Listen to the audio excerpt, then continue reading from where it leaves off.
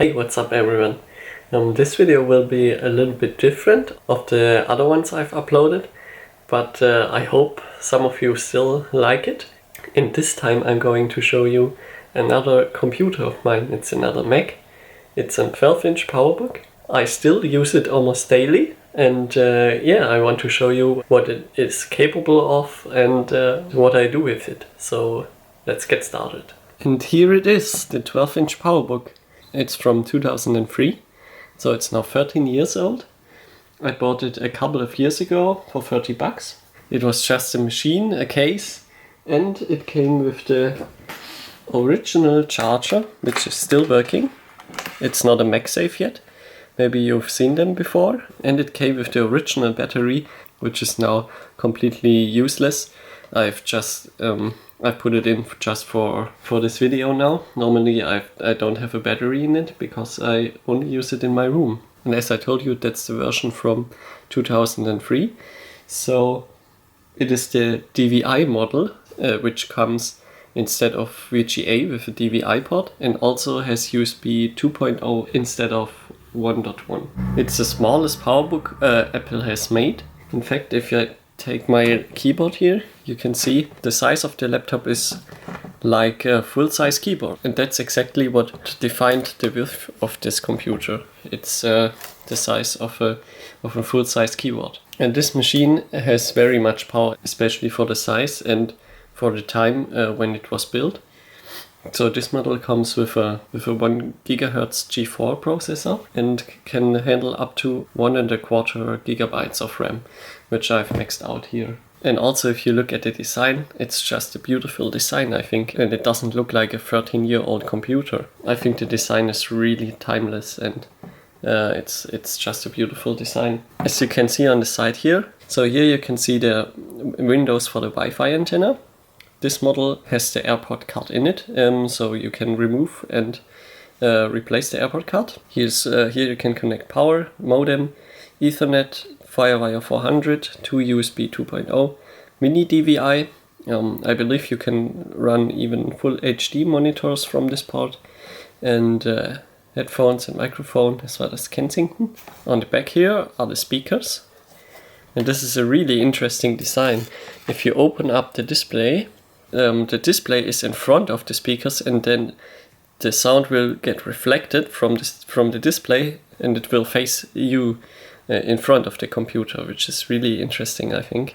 On the back here you can see the ventilation, and over here another air intake.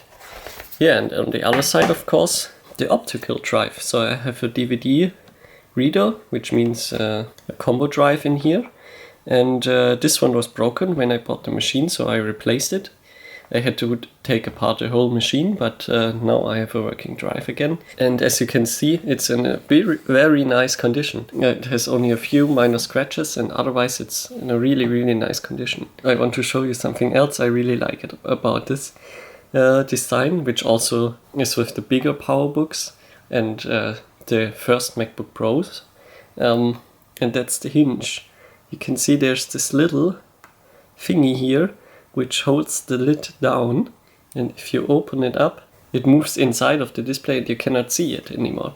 And then if you close the display, it gets magnetically pulled down, and it closes the hinge, and it's still working perfectly, even though it has been used for 13 years now.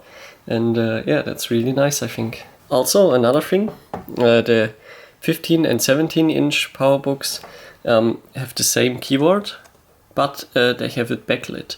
This one is not backlit, but it still has this awesome feel. I love this keyboard. It's just, it's perfect. I think it's the perfect laptop keyboard.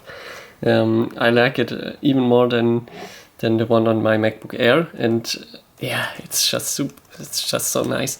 And also, the display frame is a lot thinner than on my MacBook, which also looks, I think this laptop still looks very modern. I just like the look of it a lot. Yeah, let's take out the battery. so I can show you the airport card. I need a coin for that or something else. Twist it You can take it off.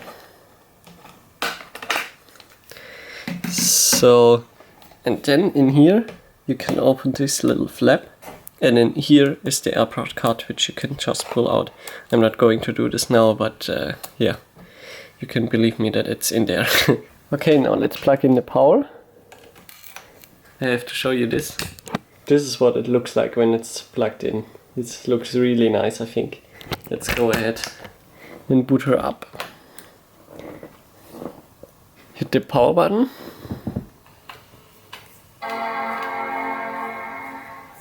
Get the nice bong. Let's wait till it's booted up. Now this takes a little bit longer, of course, because there's a 30 gigabyte HDD in there, which is of course not the fastest. I'm running Tiger on here. This is just a message because my internal battery for the time is empty, but it should soon have the right time again. Yeah, from the internet, so that's fine. Yeah, as you can see, I'm running 10.4.11 on here. If you have the faster machine with the 1.5 gigahertz G4, which is one model after this one, you get also double the amount of graphics memory, and then you will be able to run Leopard quite smoothly, but with this machine it's not the smoothest experience, so Tiger's a lot faster. That's why I use Tiger on here. Yeah, and you can see the 1.25 gigabyte of DDR memory.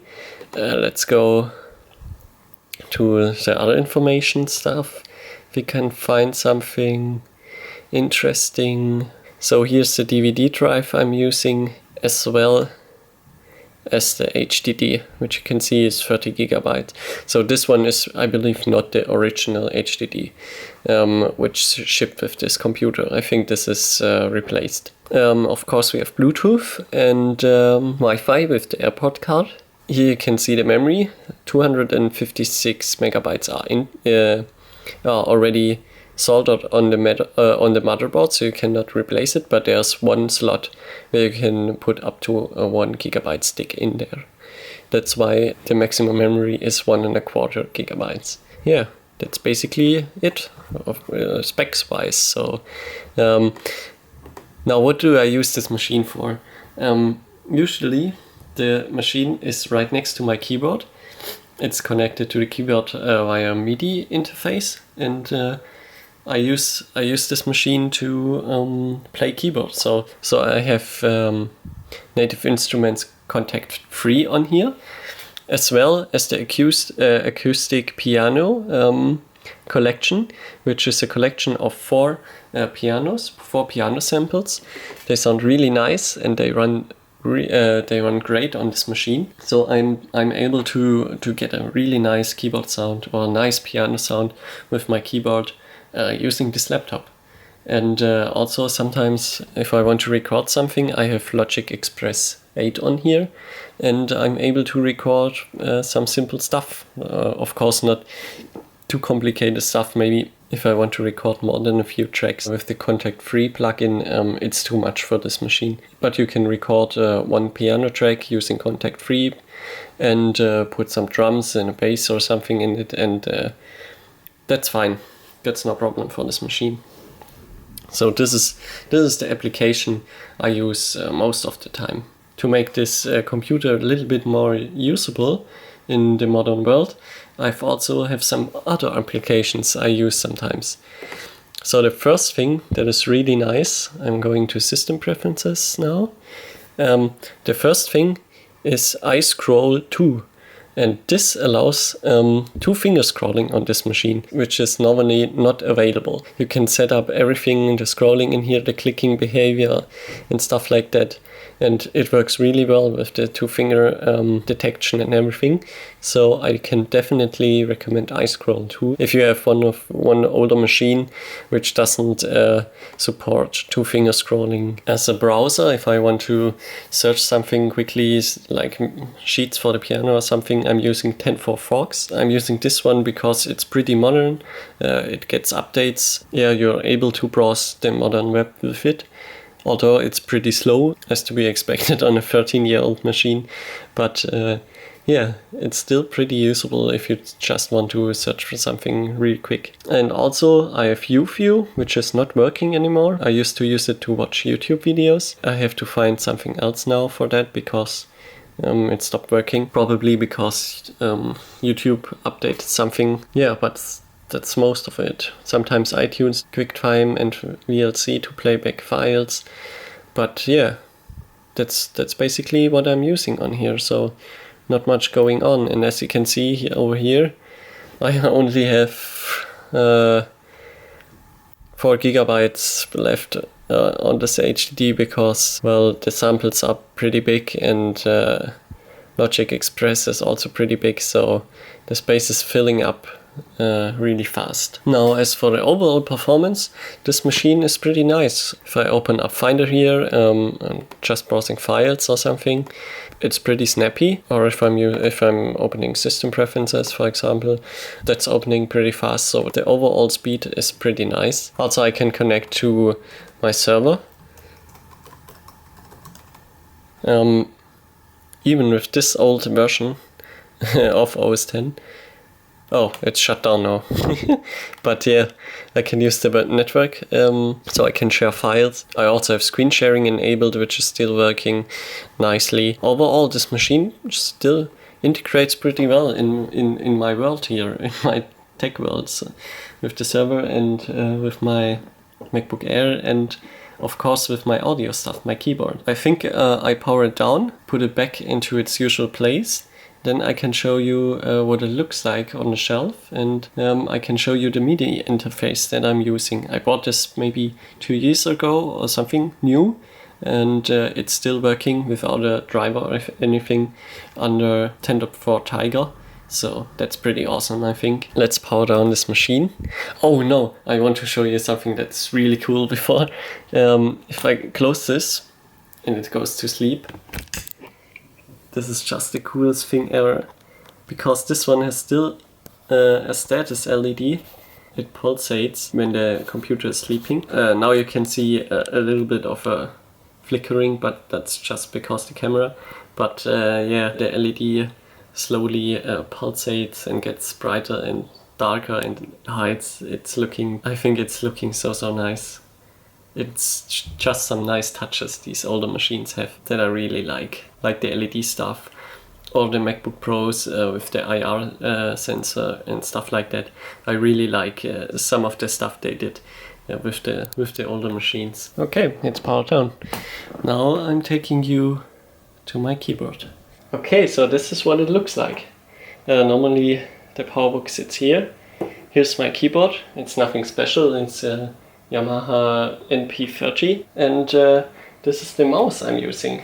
It's an Pro mouse. It's a really lovely mouse. I love this design. I also bought it used, and yeah, I like it a lot. It only has one button, so no right click and stuff, but I don't need it often with this machine, so I have the mouse over here so I can do stuff, and then I can place it over here.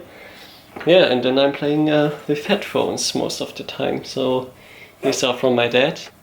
They sound pretty good. Then I'm just sitting there playing piano using this Powerbook, and I'm using this almost every day. So it's awesome. I think that you can still use these machines in this day and age because they are well built, so they don't fall apart or something after 13 years. If you care a little bit about them for stuff like that. The power is well enough, and you can find old software cheap on eBay or stuff like that. For example, contact free or something, because well, most people buy the new versions and then some of them sell the older ones, and that still runs on these old Powerbooks. So yeah, normally I'm sitting over here on a chair, but then I'm just playing piano here. So that's the use of my Powerbook. Ah yes, I wanted to show you the MIDI interface I'm using. Yeah, this is it. It's working really good. I've had no problems with it at all. I previously had another one which had some weird issues, and then I bought a slightly more expensive one, this one, which then worked perfectly. So really nice device, working fine. And even with this old machine. And also with my MacBook Air if I want to use it with the new machine. So that's really nice. Okay, so I hope this was a little bit interesting for you. Yeah, because I like old tech stuff like that, especially the older Macintosh, because I think that these are really nice machines, and I love to use older stuff like that, even if they are 13 years old, because they're good machines, and for some stuff you can still use them. I really like to spin down a little bit, use stuff a little bit longer, and yeah, just escape of this extremely fast replace process of all the tech stuff, because I think it's just a waste, especially with stuff that's well built and still usable. So yeah, I hope you enjoyed it, and yeah, as always, comment below if you want to, and give this video a thumbs up if you liked it. Then I will see you in the next video. Bye bye.